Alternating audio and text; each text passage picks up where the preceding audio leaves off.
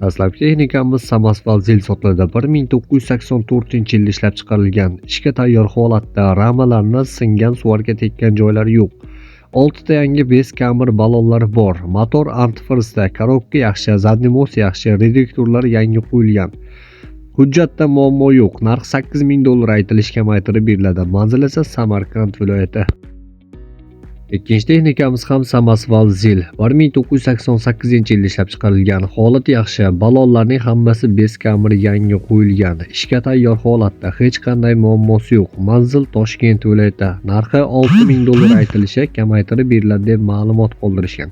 Albatta ushbu raqamlarga qo'ng'iroq qilib, texnikaning egalaridan batafsil ma'lumotlarni olishingiz mumkin bo'ladi. Navbatda zil 130 texnikamiz sotiladi. 1988-yilda ishlab chiqarilgan. Holati yaxshi, ishga tayyor holatda, kuzovlari yaxshi, yuk tashishga qulay, motor ham yaxshi ishlaydi, hujjatlari joyida. Narxi $6000 aytilish, kamaytirib beriladi. Manzil Toshkent viloyati deb ma'lumot qoldirishgan.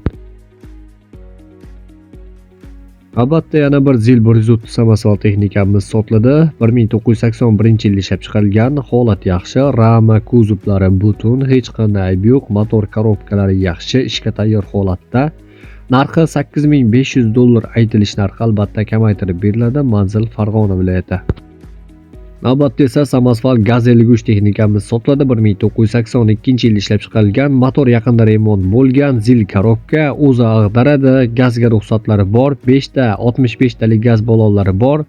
Kuzov bortlari yangi holatda, faqat naqd pulga sotiladi. Manzil Sirdaryo viloyati. Narxi esa $5000 aytilishi, kamaytirib beriladi deb ma'lumot qoldirishgan.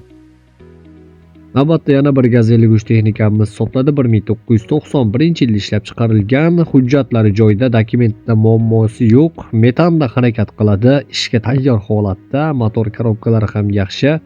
Manzil Farg'ona viloyati. Narxi $6000 aytilishi, albatta kamaytirib beriladi deb ma'lumot qoldirishgan.